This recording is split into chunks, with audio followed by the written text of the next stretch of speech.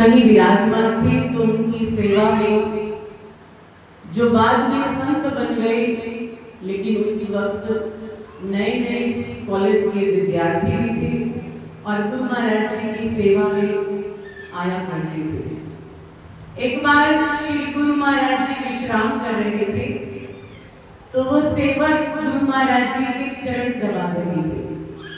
चरण दबाते दबाते उनकी श्रद्धा भावना इतनी थी कि उनको लग रहा था कि अगर मैं अभी चरण दबाना छोड़ दूंगा तो कहीं गुरु महाराज जी की नींद ना खुल जाए, इसलिए वो सारी रात गुरु महाराज जी के चरण दबाते रहे। सुबह जब 4 बजे तो एकाएक उनकी आंख लग गई और गुरु महाराज जी के चरणों के पास ही पलंग पर सर रख करके नीचे बैठ गए और सो गए। जब सोए तो क्या उनको सपना आया कि उनके कॉलेज का साथी जो उनके कॉलेज में उनके साथ पढ़ता था वो सपने में आया है और उनसे कह रहा है, तुमने अपनी हालत देखी है, क्या बना रखी है, तू दिन रात यहाँ संतों के चरणों में पड़ा रहता है, तुझे क्या मिलता है। उस प्रेमी ने, उस भक्त ने क्या किया, गुरु महाराज जी के चरणों की जितनी भी धूली थी वो झाड़ू से सपने में इकट्ठी की और कहने लगा कि मुझे ये वेतन, ये तनख्वाह मिलती है। जैसे ही उसने कहा तो श्री गुरु महाराज जी ने अपनी खुंडी से उस धूली को स्पर्श किया। कृपा देखो गुरुदेव की कि जैसे ही धूली को स्पर्श किया उस व्यक्ति ने, जो कि उसके कॉलेज का जो दोस्त था, मित्र था, उसने उस धूली को उठाया और ऊपर फेंक दिया। कहने लगा ये मुझे तनख्वाह मिलती है। जैसे ही उसने उस धूली को ऊपर फेंका, वही धूली जब नीचे धरती पर गिरी तो हीरे मोती जवाहरात खन खन खन खन करती हुई नीचे गिरी। अब वो जो प्रेमी था उन हीरे जवाहरातों को इकट्ठा करने लग गया।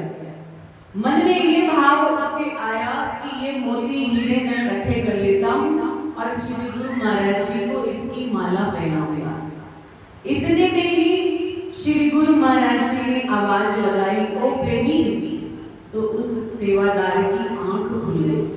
जब आंख खुली तो वो कमरे में चारों ओर देखने लग गया कि वो हीरे मोती कहाँ चले गए। श्री गुरु महाराज जी ने उस प्रेमी को कहा, क्या देख रहे हो, अब भी तुम्हें कोई शक है कि गुरु चरणों की धूली तुम्हारे लिए हीरे और जवाहरात है, तुम्हें जो चाहिए इस धूली से प्राप्त कर सकते हो। श्री गुरु महाराज जी ने उस प्रेमी के कुछ मन में संशय थे उसका भी निवारण कर दिया और ये दिखा दिया सपने ही सपने में कि गुरु के चरणों की धूली तो हीरे मोती होते हैं, जितना हम चाहें उसको अपने जीवन में अपना सकते हैं और हम मालोमाल हो सकते हैं। इसीलिए ये धूली गुरु चरणों की इतनी पावन है, पवित्र है कि हम सब के जीवन का आज जो ऐसा शुभ दिन आया है कि चरणों की धूली का ही प्रताप है। जो उनके चरणों में हम शीश झुकाते हैं तो हमारे मस्तक पर लगती है और हमारे भाग्य में लिख देती है कि मेरे मथे उत्ते लिख ले नाम अपना, सेवा कर दे कदे ना थका, मेरे मथे उत्ते लिख दे नाम अपना। ऐसा उन्होंने मंत्र फूंक दिया हमारे कानों में कि हम सदा सदा के लिए उनके बन करके रहेंगे। आज उनके नाम से भी हमारा नाम जुड़ा हुआ है। कोई भी बेटी हमें देखता है, आप सब तो देखता है, तो मैं ये कहते हैं किसी नदी वाले हो, कितनी गर्व की बात है कि हमें उस परमात्मा ने अपना नाम, जैसे पिता अपनी संतान को नाम दे देती है और संतान का नाम पिता से जुड़ा हुआ होने के कारण संतान अपने आप को बहुत गर्वित महसूस करती है।